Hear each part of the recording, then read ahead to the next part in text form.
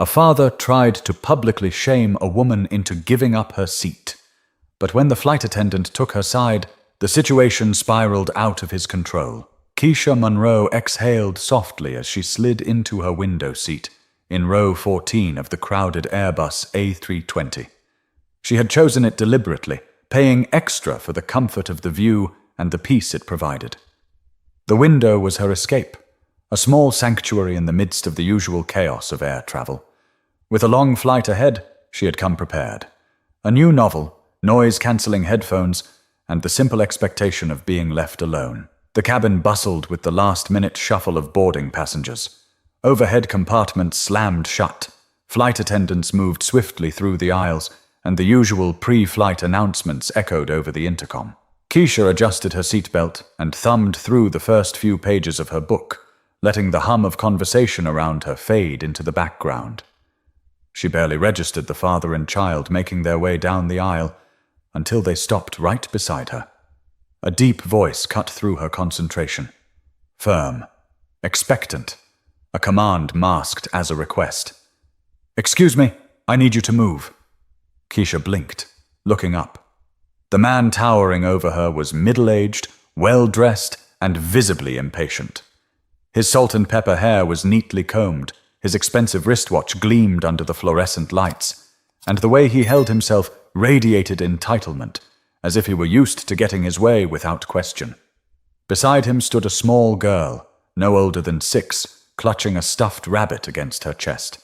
She had wide, nervous eyes and fidgeted with the hem of her sweater, avoiding Keisha's gaze. Keisha hesitated. "I'm sorry." The man sighed as if explaining something obvious. He gestured toward the empty aisle seat next to her. "My daughter needs the window seat. She gets anxious during flights," he said, his tone leaving no room for negotiation. Keisha's brows lifted slightly.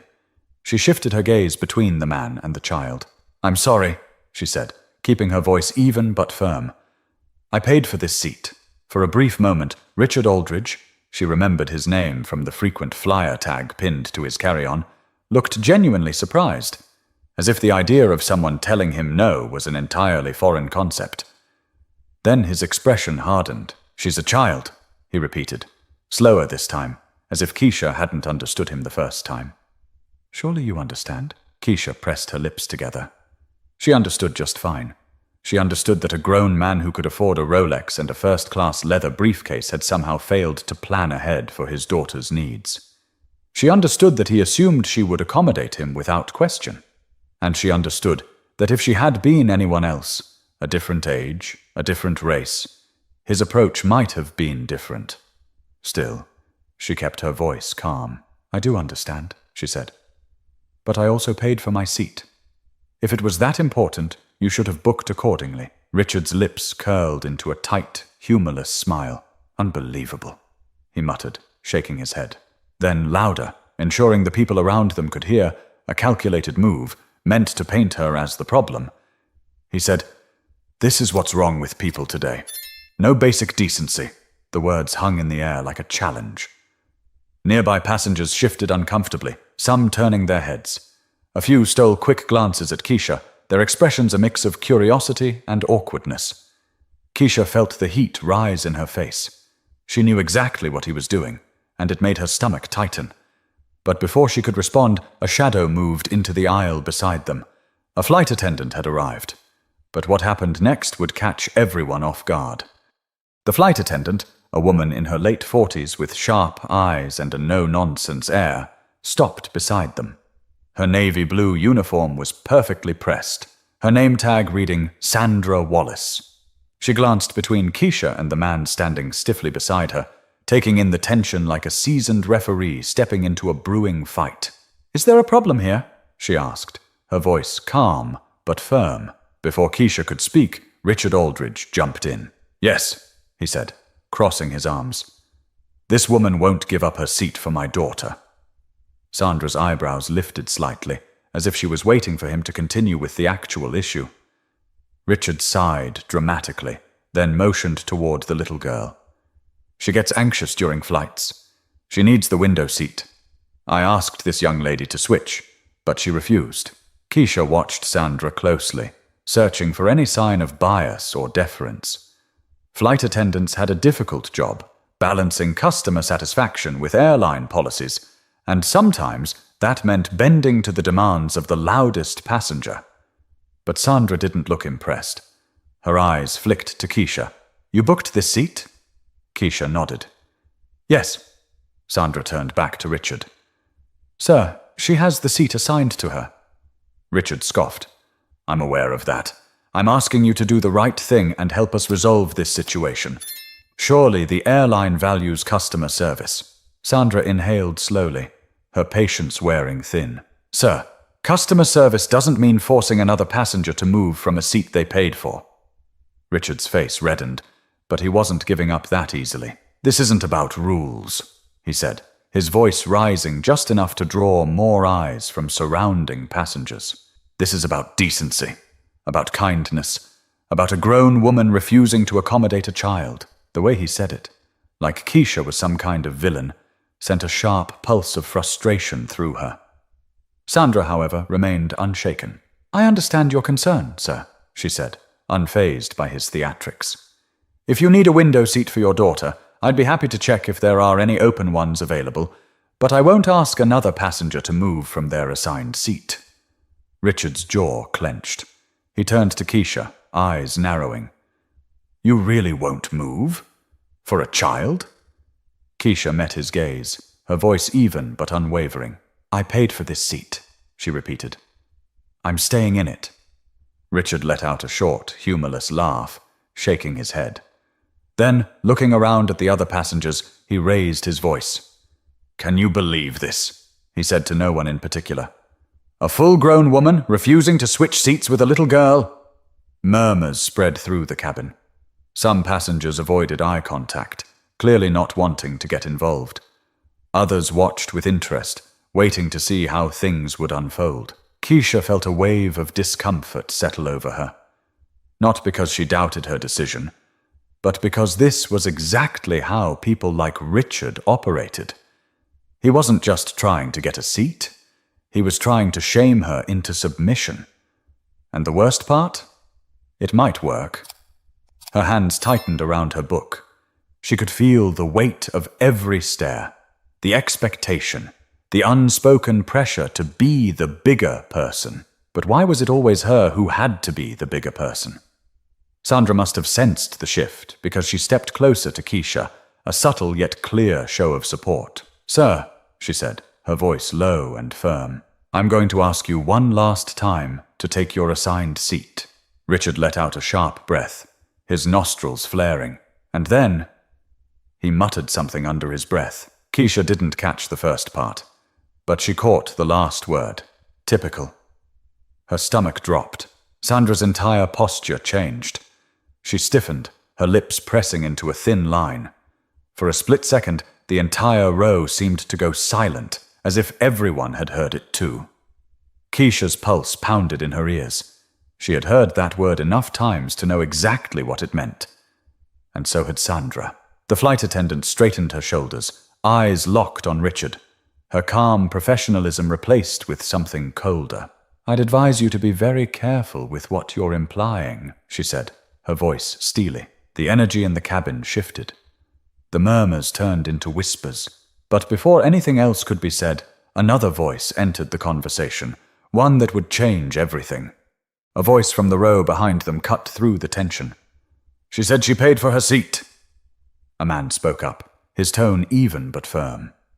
Keisha turned slightly, catching a glimpse of the speaker. He was middle-aged, wearing a dark green hoodie and wire-rimmed glasses, sitting in an aisle seat with his arms crossed. He wasn't looking at Richard. He was looking at Sandra, as if expecting her to shut this down once and for all. Sandra nodded slightly, acknowledging the support, but keeping her focus on Richard. "Sir, I'm going to need you to lower your voice," she said. Richard exhaled sharply, shaking his head like he couldn't believe what was happening. He turned his frustration toward the growing audience. "This is ridiculous," he said, gesturing around as if looking for allies. "No one here thinks it's wrong for a grown woman to refuse to switch seats with a 6-year-old. A few passengers shifted in their seats, clearly uncomfortable, but no one else spoke up. That wasn't good enough for Richard. "This is the problem with society today," he continued, his voice loud enough to carry down the aisle. "People are so selfish, so unwilling to do something small to help someone else." Keisha felt a wave of anger rise in her chest, not just because of what he was saying, but because she could feel the unspoken pressure he was trying to build around her. She could see it in the way some passengers avoided looking at her directly, how some hesitated, as if considering his words. It would be so easy for them to side with him, to frame this as a matter of basic kindness, not entitlement. To make her the villain. Keisha took a slow breath, steadying herself. "I'm not selfish," she said, her voice calm but unwavering. "I paid for this seat, just like everyone else here. If the seat was so important, you should have booked it ahead of time." The man in the green hoodie nodded slightly, as if satisfied with her response. Richard, however, was far from satisfied. "You have no shame, do you?" he muttered, his face flushing red with frustration. Keisha's grip on her book tightened, her fingers pressing into the cover. And then, a woman across the aisle spoke up. "She's right," the woman said, her voice carrying through the cabin. "Seats aren't assigned randomly. If you wanted the window, you should have booked it." Richard snapped his head toward her, his frustration shifting targets. "She's a child," he repeated, his voice fraying at the edges. "I shouldn't have to plan around selfish people." Keisha let out a quiet breath, forcing herself to stay calm. She had seen this tactic before. Twist the situation. Make it about morality. Make it about the bad person refusing to accommodate the good person. But something was shifting. More passengers were looking at Richard now, their expressions ranging from annoyed to outright irritated. Some whispered among themselves, shaking their heads. And Richard felt it. His confidence wavered just slightly. But before he could recover, Sandra stepped forward. "I need you to take your assigned seat now, sir," she said, her tone final. Richard hesitated. He was losing ground, and he knew it. But he wasn't ready to let go without one last attempt. He turned back to Keisha, his voice lower but laced with venom. "You know what? Keep your seat," he said. "I wouldn't want my daughter sitting next to someone like you anyway." The words hit harder than she expected. Keisha felt a cold, sharp anger rise in her chest, and she wasn't the only one who noticed. Sandra's posture stiffened instantly. "That's it," she said, her voice sharp with authority. "Sir, I need you to come with me." Richard blinked, thrown off. "What?" "You can either move to your assigned seat now, or we'll have to speak with the captain." A new kind of tension filled the air, the kind that came when someone realized they had pushed too far. Richard opened his mouth, but no words came out, and for the first time since this started, he looked genuinely uncertain. But uncertainty wasn't the same as surrender. And Richard Aldridge was not the kind of man to surrender easily. Something was about to give. For a moment, Richard Aldridge just stood there, his face twisted between indignation and disbelief. He hadn't expected this. The pressure, the pushback, the sudden turn of the crowd. And now, with Sandra's voice firm and unwavering, the power he thought he had, it was slipping. "You want me to come with you?" he repeated, his voice lower now, as if he was testing how much authority she really had. Sandra didn't blink. "Yes, sir." Keisha could see the shift happening in real time, the way Richard's mind was working, calculating his next move. He knew he was dangerously close to making this situation so much worse for himself. But men like him, they didn't like losing. Instead of stepping aside, he played his last card. "I just find it interesting," he said, raising his voice again, "that you're siding with her. I bet if the roles were reversed, we'd be having a very different conversation." The air in the cabin thickened.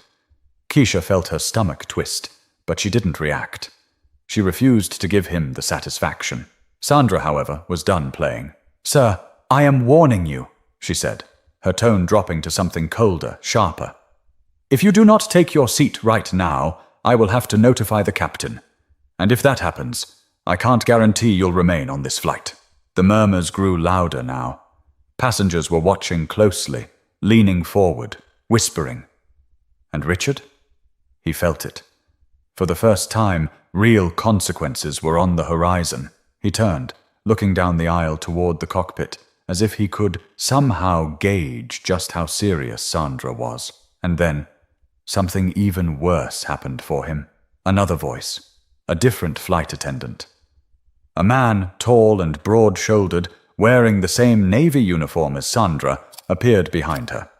His name tag read, Javier. "Is there an issue here?" he asked, his voice polite but edged with authority.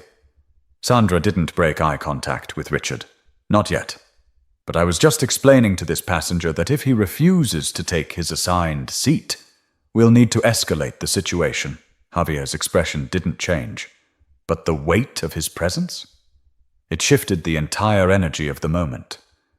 This wasn't just an argument between a passenger and a flight attendant anymore. This was now an official problem. Keisha watched it unfold, a silent observer to Richard's internal war. He wanted to fight this. Everything in him screamed to keep pushing. But now it wasn't just about pride. Now he was staring down the possibility of getting kicked off the plane. And that was a step too far. For the first time, his posture sagged slightly. It wasn't surrender. Not entirely, but it was acceptance. "Fine," he muttered. Then, without another word, he turned, gripping his daughter's hand a little too tightly, and stomped down the aisle to his seat. A few passengers let out small sighs of relief. Others shook their heads, exchanging knowing glances. Sandra exhaled slowly, composing herself before turning back to Keisha. "I'm sorry about that," she said, her voice gentler now. Keisha gave her a small, appreciative nod. "Not your fault." Sandra hesitated for just a second, then added, "If he bothers you again, let me know immediately." Keisha nodded again. Sandra and Javier stepped away, disappearing toward the front of the plane. For the first time since this started, Keisha felt her body relax slightly. But just as she was about to settle back into her book, a voice from across the aisle caught her attention. "You handled that well," the woman in the ponytail said, offering a small, knowing smile. Keisha let out a short breath, somewhere between a chuckle and a sigh. "I guess." But the woman shook her head. "No, seriously, a lot of people would have just moved to avoid the hassle. You didn't." Keisha didn't answer right away. Because truthfully, she had thought about it. There had been a moment, a real, undeniable moment, where she had felt the pressure to give in. To just move, let it go, make things easier, but she hadn't. And now it was over, or so she thought. But Richard Aldridge wasn't done just yet. Keisha let out a slow breath, adjusting in her seat, but the tension in her shoulders refused to fade. Even with Richard storming off, even with Sandra making it clear that she had done nothing wrong, there was something about the whole situation that left a bitter taste in her mouth. She glanced toward his seat, 4 rows ahead on the opposite side of the aisle. He was stiff in his chair, arms crossed, jaw tight. His daughter sat next to him, still clutching her stuffed rabbit. Quiet, eyes down. Keisha felt a flicker of something. Pity, maybe. The girl hadn't asked for any of this. She had just been dragged into her father's mess. But any sympathy she might have had vanished the second Richard turned his head, caught her gaze, and sneered. He mouthed something. Keisha didn't hear it, but she didn't have to. She knew the tone, knew the look. A sharp, dismissive shake of his head, like she was beneath him, like she was the problem. She turned back toward the window, gripping the armrest. She wasn't going to let him get to her.